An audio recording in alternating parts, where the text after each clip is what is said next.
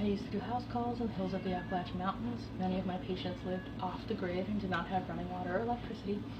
Oftentimes I did not have cell service or GPS to where I was going because it was such a desolate area. So I would have to navigate myself to the patient's house using the compass in my car and a map. I got home early and took a shower today, so I'm in my moo-boo robe again. And lastly, stories are altered for the sake of HIPAA and for the sake of storytelling. So many years ago, I'm working in a very isolated area. It's just at the end of autumn, towards the beginning of winter, and the ground is at its favorite phase. I love it when the ground is frosty and crunchy and the leaves are under your feet and the sun is shining through the clouds, and it's just like the perfect day. And I was like, it's gonna be such a wonderful Friday. It is chilly outside. Like, I'm saying, I don't know, probably 30-40 degrees. It's like sweater weather, right? It's like my prime. And many of the patients that I see, like I said, don't have electricity or running water. It's not uncommon for these people to have like a water collection system, or maybe they have a generator that they use intermittently. Sometimes they have outhouses, and it's very often that they heat the house by a fireplace or a wood burner. So I arrived at this person's home. It is that situation where they don't have running water and they don't have electricity, and it is very cold in the house. And so I just figured, like, you know, they have a wood burner or whatever, but there was nothing burning. It was probably like 30 or 40 degrees in the house, and I don't usually expect it to be this chilly in the homes, so I usually throw on like my little Columbia jacket, and it gets me from the car to the house, right? I don't want to be very bulky. I don't want to carry germs from house to house. And in addition, I don't want to sit in someone's house in a full winter coat. I want them to think that I'm like cold and brewed, you know? Anyways, this person acknowledges it right off the bat that it's cold. They're like, why don't you let me get you some coffee, some tea? It's very chilly in here. You know, I'm sure you just can't stand it. And I'm like, no, thank you. I'm fine. Really, everything's fine.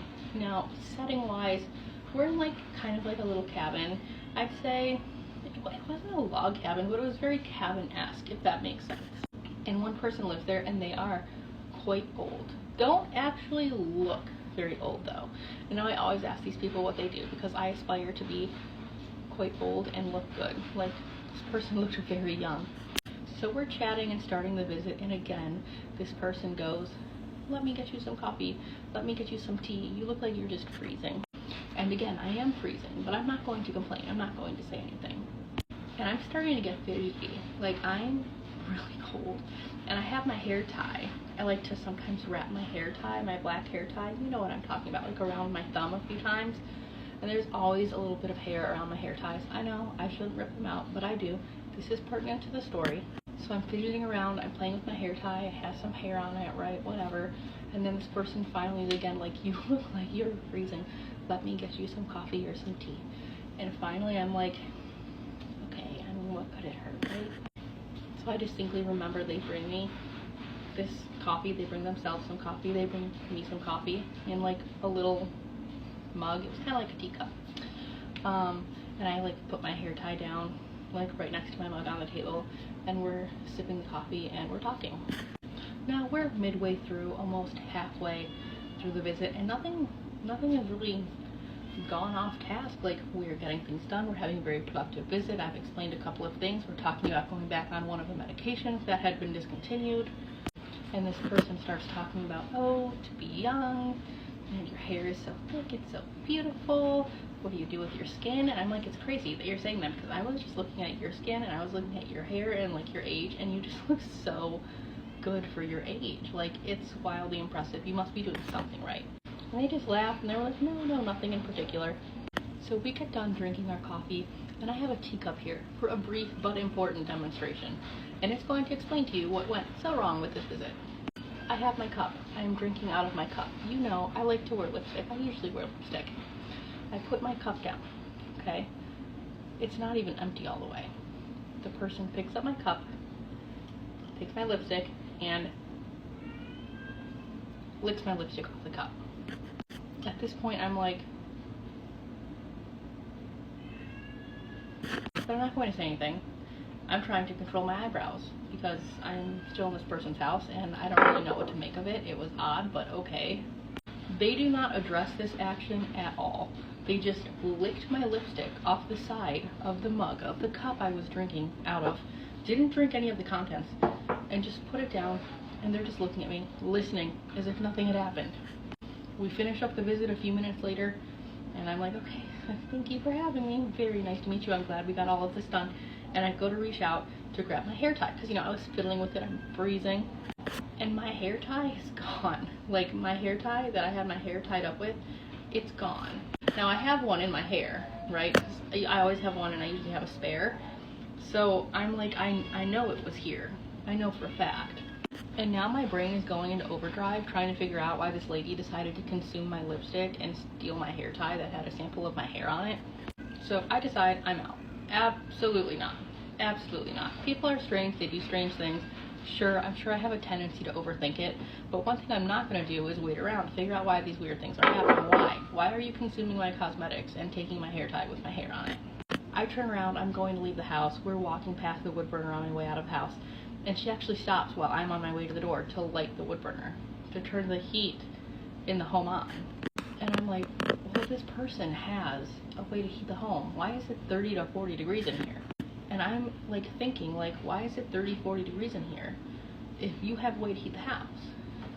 And then I'm thinking about the situation and how many times she was like, oh, are you cold? You look like you're freezing. Oh, have some coffee to warm yourself up. Ma'am, could you just freeze me out to get me to drink your coffee so that you could lick my lipstick off my cup? Because it's starting to feel like I've been played.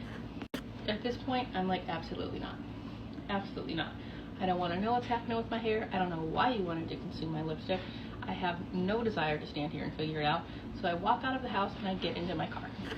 Now, I always leave paperwork with a patient. It is not necessarily impossible for some of these people to have phones. It depends. Like I said, some people have generators where they'll be able to turn on the generator, charge a battery, they can have a phone in the house, whatever. But I don't leave my personal number with anybody. Very rarely, I guess. So they have a company phone number, right? They can call and then the company gets a hold of me, but I have to be in an area where there is service. So sometimes I'm not getting calls from people till like hours after I see them. So that is if they need to get a hold of me. So my company gets a hold of me way later in the day and it's like, hey, we have someone on the line for you. They've been trying to get a hold of you. Say that you left something at their house. And so I'm talking to the person that works for my company and they're like, can we send the call through? Someone says you left something. And I'm like, who? I'm like, yeah, fine, send them through. I hope I didn't leave anything. And it's this person, and they're like, oh, honey, you left something here. And I'm like, what did I leave? And they're like, oh, you left like your paperwork here. And I'm like, I'm looking in my bag. I'm looking at my like I have a box in the back of my trunk where I kind of organize things, and I have little bags of each. It doesn't matter. The point is I'm very organized. And I would have noticed if something was missing. So I'm going through my stuff, and I'm like, I'm not missing anything. And this person is insisting, like, if you left something in my house, you need to come back and get it. So I tell her, no, I'm terribly sorry. You must be mistaken. I didn't leave anything at your house, but I appreciate you calling and reaching out and letting me know that you think I left something. Again, she's insisting. I politely say, you know, I apologize. I didn't leave anything at your home, and I don't need to come back to retrieve anything. I also tell the company the same thing. But it was a very strange encounter, and I have no idea why she expected me to, like, stop, like, hours later and come back to her home to pick up this stuff that I did not leave anything there. That experience was absolutely wild. And again, nothing necessarily happened, but the whole licking my mug situation, that just really gave me the creeps, and it was really gross.